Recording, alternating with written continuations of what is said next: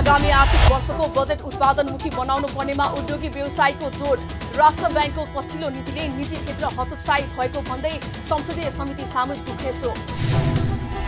खाने तेल बाहेक खाद्यान्नको मूल्य वृद्धि नभएको विगतका उद्योगीहरूको दाबी। चुनाव नजिकैसँगै चन्दा माग्ने क्रम बढेको भन्दै औद्योगिक सुरक्षा बल पुनः स्थापना गर्न माग। र चिनिया विदेश मन्त्री वाङ यी 3 दिने भ्रमणका लागि काठमाडौँमा। करिब 1 दर्जन समझदारी पत्रमा हस्ताक्षर हुँदै पोखरा अन्तर्राष्ट्रिय विमानस्थलको उद्घाटन गरिने। हामी छौं पल पल तपाईसँग, हिमाल पहाड तराईसँग, साथ छ हाम्रो बढ्ने कदमलाई। सलाम छ ती पोरखे हातहरूलाई, जिन्दगी सजाइदिन्छौँ हामी, हर सासको साथी बन्छौँ हामी। सुरक्षा अनि समृद्धि प्राण छ हाम्रो, हर आफू पनि बचौं, अरूलाई पनि बचाऊ। आजै नेपाल लाइफमा जीवन बिमा गरौँ। हामी हौ नेपाल लाइफ, किनकि जीवन अमूल्य छ।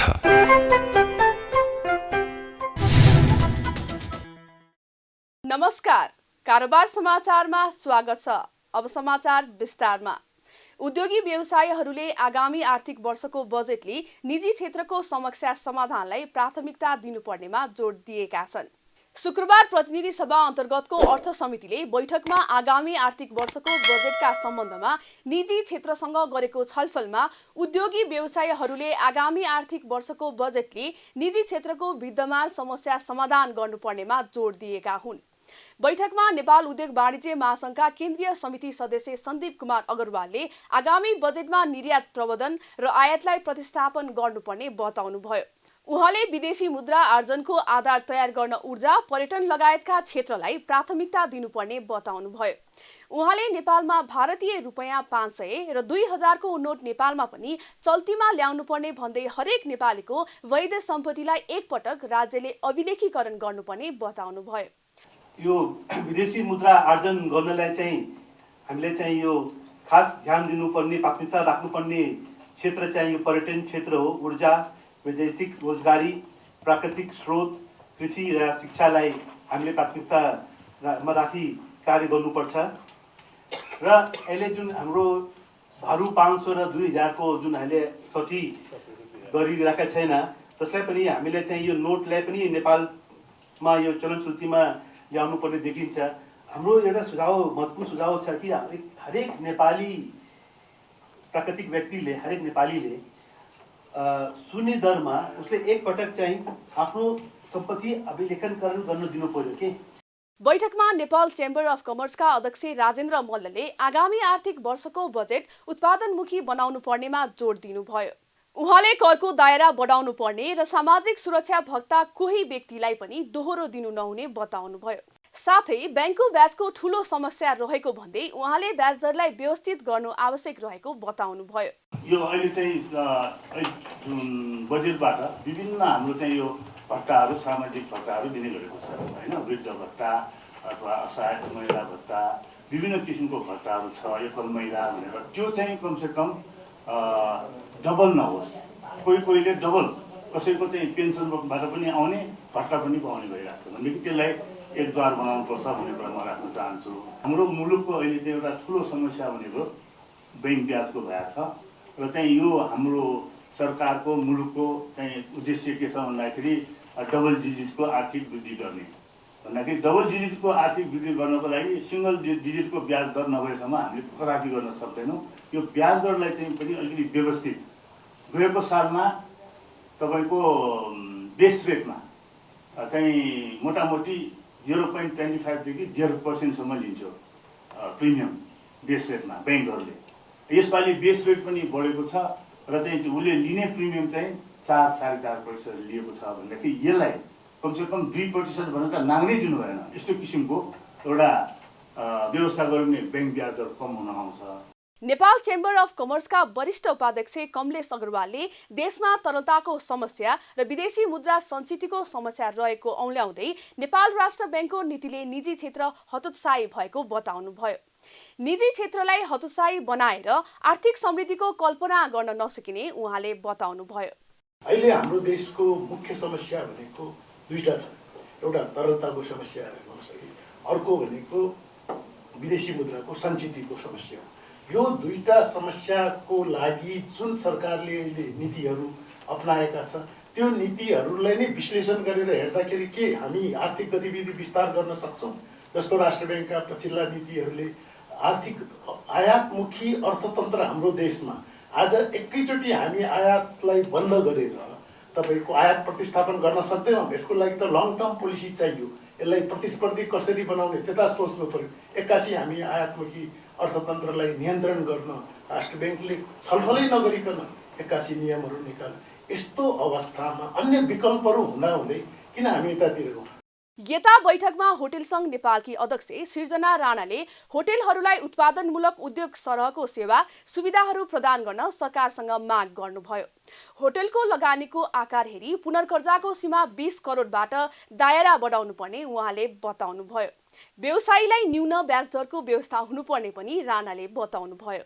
ब्याङ्क सहुलियत सम्बन्धमा होटलहरूको लगानीको आकार हेरी पुनर्कर्जा सीमा 20 करोडबाट बढाई दायरा फराकिलो पारिनु पर्ने साथै अति प्रभावित होटल उद्योगका लागि छुट्टै रोजगार संरक्षण कोष र पर्यटन विकास कोषको व्यवस्था हुनुपर्ने, होटलहरू पुनर्स्थानका लागि होटल सञ्चालन खर्च 5% ब्याज सहज रूपमा उपलब्ध हुनुपर्ने साथै गत वर्ष अन्य सहुलियत कर्जा उपयोग गर्ने ऋणीहरूको लागि पनि आगामी बजेटमा व्यवस्था हुनुपर्ने, कोभिड-19बाट अति प्रभावित क्षेत्र घोषणा गरेको पर्यटन तथा होटल उद्योगलाई न्यून ब्याज दरको लागि विशेष व्यवस्था गरी पर्यटन पुनर्स्थान सहयोग गरिदिनु हुन अनुरोध गर्दछु। बैठकमा सांसदहरूले देशमा आर्थिक सङ्कट घोषणा गर्ने अवस्था आइसकेको बताउँदै सरकारले निजी क्षेत्र र सम्पूर्ण राजनीतिक दलहरूसँग देशको आर्थिक अवस्थाको बारेमा छलफल गर्नुपर्ने बताएका थिए। वीरगञ्ज उद्योग वाणिज्य सङ्घका अध्यक्ष सुबोध कुमार गुप्ताले पछिल्लो समय खाने तेलको मूल्य बढेको भए पनि चामलको मूल्य नबढेको बताउनु भएको छ। शुक्रबार काठमाडौँमा आयोजित पत्रकार सम्मेलनमा चामल, दाल, तेल उत्पादक सङ्घका केन्द्रीय अध्यक्ष समेत रहेका गुप्ताले खाने तेलको मूल्य बढेको भए पनि चामलको मूल्य नबढेको बताउनु भएको हो। उहाँले चामलको मूल्य 1 महिना अगाडि जुन मूल्य थियो अहिले पनि त्यही मूल्य रहेको स्पष्ट पार्नुभयो। कुनै व्यवसायीले चामलको मूल्य बढाएर बेचेको भए सरकारलाई तत्काल अनुगमन गर्न आग्रह गर्नुभयो। अध्यक्ष गुप्ताले नेपालमा अहिलेसम्म एउटा पनि तेल उद्योग नभएको भन्दै भएका केही तोरीको तेल उद्योग समेत बाहिरबाट अन्य तेल आयात गरेर बेच्ने गरेको दावी गर्नुभयो। तेल पनि विदेशबाट नै आयात गर्नुपर्ने अवस्था भएकाले मूल्य वृद्धिको मार खेप्नु परेको उहाँको भनाइ छ। म तेल उद्योगको अध्यक्ष भएको मान्छेले यो भन्छ कि तेलमा त्यस्ता कुनै इन्डस्ट्रिजहरू छैन। यानि हामीले के गर्छौँ त इम्पोर्ट गर्छौँ। जब अन्तर्राष्ट्रिय बजार बढ्छ भने के हुन्छ, युक्रेन विश्वको सबभन्दा बढी सनफ्लावर तेलको निर्यातक हो। जब युक्रेन युद्धमा जान्छ भने र सबभन्दा बढी कन्ज्युम सनफ्लावर तेल हुन्छ भने स्वाभाविक रूपमै हामी आउने दिनमा हाम्रो देशको सरसो तेल र तोरी तेलको उत्पादन गरेर आफ्नो तेल कन्ज्युम गर्नु साथीहरू तेजी आउँदैन भने त्यसको ग्यारेन्टी हामी लिन्छौँ।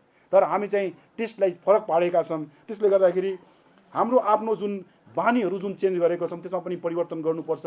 र यहाँ भएका तोरी तेलका इन्डस्ट्रिजहरूले के गर्नुहुन्छ भने उहाँहरूले पनि अरू तेलहरू इम्पोर्ट गरेर प्याकेजिङ गरेर बेच्नुपर्ने बाध्यात्मक अवस्था छ। किनभने उहाँको तोरी तेल र सरसो तेल बिकेको अवस्था छैन।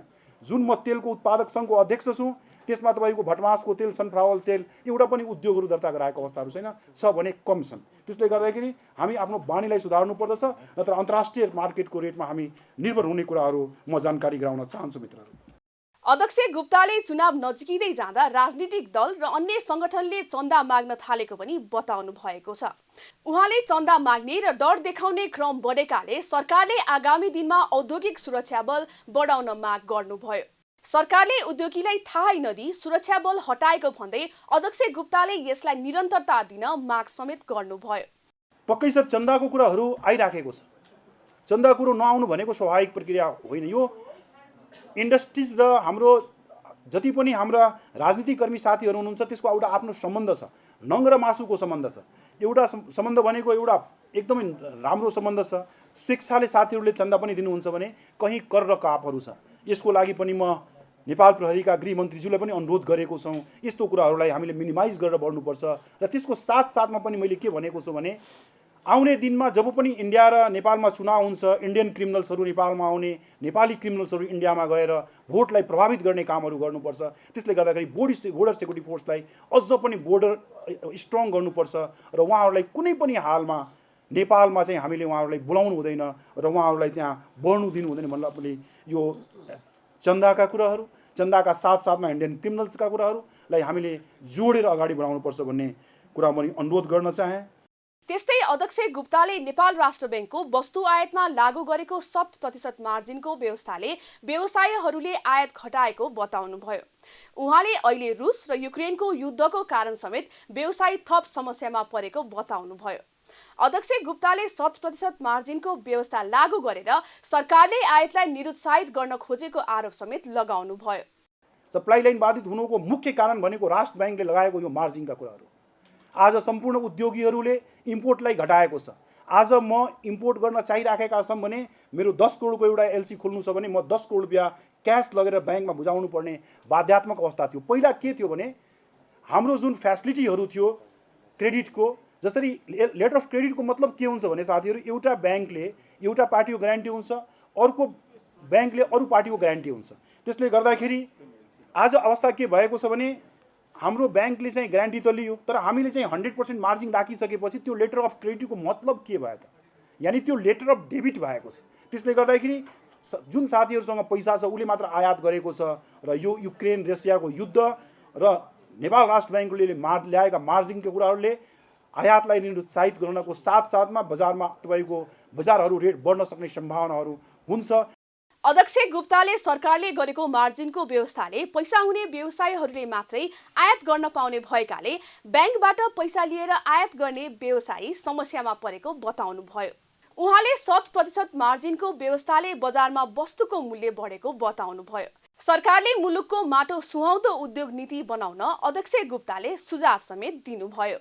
यस्तै उहाँले पुँजी लगानीमा आयकर छुट दिन र आयकर छुटको सीमामा समयानुकूल परिमार्जन गर्न, मूल्य अभिवृद्धि कर नलाग्ने वस्तुहरूको स्पष्ट सूची बनाउन, मूल्य अभिवृद्धि करमा बहुदर प्रणाली लागू गर्न लगायतको माग पनि गर्नुभएको छ। नियामक निकायले बीमा कम्पनीहरूको चुक्ता पुँजी वृद्धि गरेको छ। बीमा समितिको सञ्चालक समितिको बैठकले बिहिबार बीमा कम्पनीहरूको चुक्ता पुँजी वृद्धि गरी जीवन बीमा कम्पनीको 5 अर्ब र निर्जीवन बीमा कम्पनीले 2 अर्ब 50 करोड रुपैयाँ पुर्याएको हो। हाल जीवन बीमा कम्पनीको चुक्ता पुँजी 2 अर्ब र निर्जीवन बीमा कम्पनीको 1 अर्ब रहेको छ।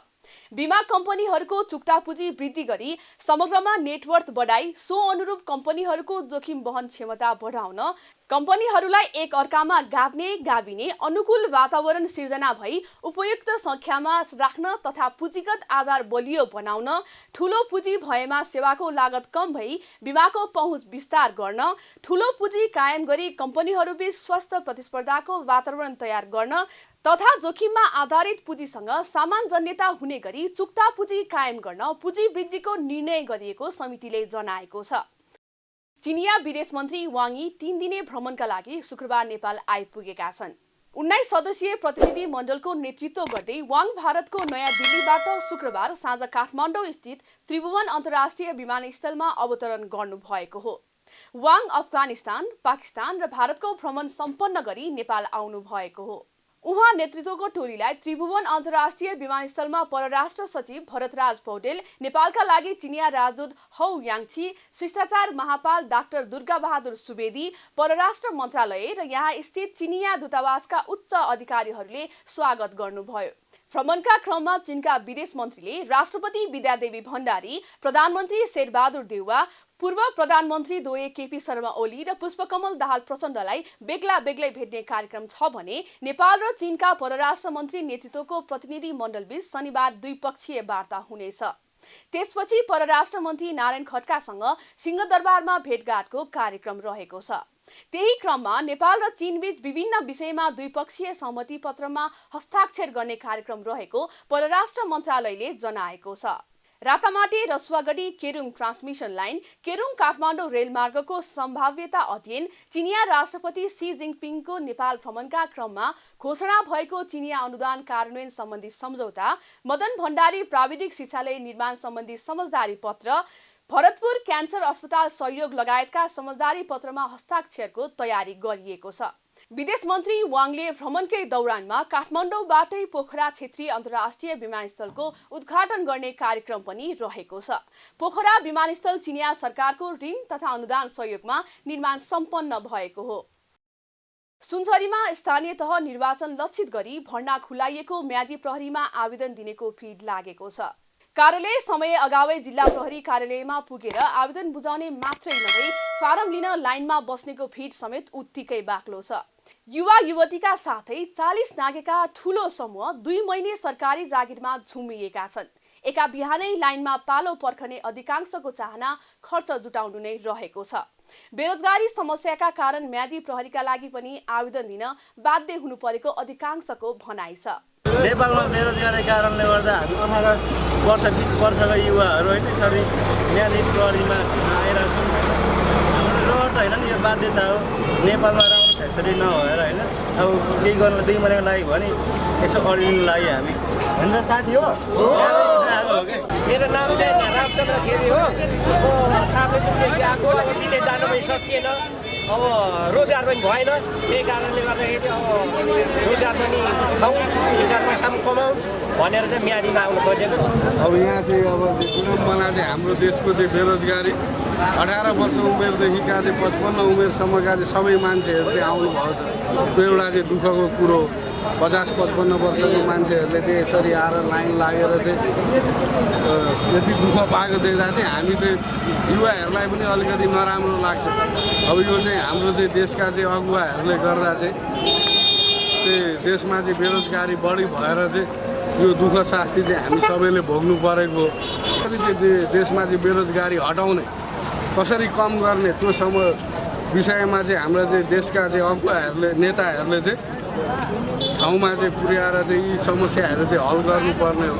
युवा मात्र नभई अधवयसी उमेर समूहका व्यक्तिहरू समेत म्यादी बन्ने इच्छा बोकेर घण्टौं लाइनमा छन्। उनीहरू समेत घर परिवारको गर्जो टार्न 2 महिने सरकारी जागिर खान आएको बताउँछन्। म्यादी प्रहरीका लागि साधारण लेखपट मात्रै पुग्ने भए पनि आवेदन दिने शिक्षित बेरोजगारको संख्या समेत ठूलो छ। सत्ता साझेदार नेकपा एकीकृत समाजवादीका अध्यक्ष माधव कुमार नेपालले एमाले अध्यक्ष केपी ओली पूर्व राजा ज्ञानेन्द्र शाहको निवासमा सुटुक्क जाने गरेको आरोप लगाउनु भएको छ।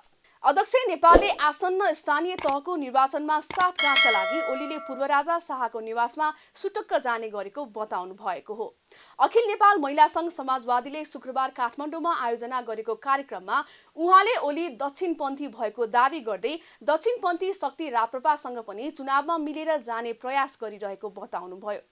अध्यक्ष नेपालले सत्तारूढ गठबन्धनसँग मिलेर चुनावमा जाने अडान लिएको भन्दै प्रधानमन्त्री शेरबहादुर देउवा र पत्नी आर्जु देउवाप्रति आभार पनि व्यक्त गर्दै कांग्रेसको संस्थागत निर्णयको पर्खाइमा आफूहरू रहेको उल्लेख गर्नुभयो। उहाँले अन्य वामपन्थी राजनीतिक शक्तिहरूले पनि आफ्नो पार्टीसँग चुनावी तालमेलका लागि प्रस्ताव गरिरहेको पनि बताउनुभयो। के हाम्रो आर्जु देउवाले भन्नुभएको छ कथा हो, म कैलालीबाट उठ्छु र उठ्नका लागि गठबन्धन चाहिन्छ, गठबन्धनको म पक्षमा छु भनेर उहाँले पनि भन्नुभयो। धन्यवाद छ उहाँलाई, आर्जु देउवालाई पनि। त्यसो हुनाले हामीसँग मेल खाने मिल्ने विचार मिल्नेसँग हातेमालो गर्दै जान्छौँ। दुईटाको शक्तिबाट मिलेपछि शक्तिले स्वाभाविक रूपमा परिणाम पनि दिन्छ। अहिले मोहन विक्रमजीको पार्टीले पनि हामीसँग मिलेर जाने प्रस्ताव राख्नु भएको छ। उपेन्द्र यादवजीको पार्टीले पनि जनता समाजवादीले मिलेर जाने प्रस्ताव हामीसँग राख्नु भएको छ। नेकपा माओवादीले पनि त्यस्तै प्रस्ताव हामीसँग राख्नु भएको छ। कङ्ग्रेसभित्रको पनि एउटा हिस्साले मिलेर जानुपर्छ भन्ने प्रस्ताव राख्नु भएको छ। तर यो गठबन्धनलाई तोड्नलाई केपी ओली लागि परेका छन्। तर उनी पनि गठबन्धन गर्दैछन्। कोसँग थाहा छ? सुटुक्क ज्ञानेन्द्रको निवासमा पुग्ने गरेका छन्। अध्यक्ष नेपालले आफ्नै शक्तिको भरमा चुनाव जित्ने गरी तयारी गर्न पनि पार्टीका नेता कार्यकर्तालाई सचेत गराउनुभयो। उहाँले एमाले परित्याग गरेर आफ्नो पार्टीमा प्रवेश गर्नेहरूको लहर नै चलेको दाबी समेत गर्नुभयो। कारोबार समाचारमा अब सुनचाँदी र विदेशी विनिमय दर सम्बन्धी जानकारी।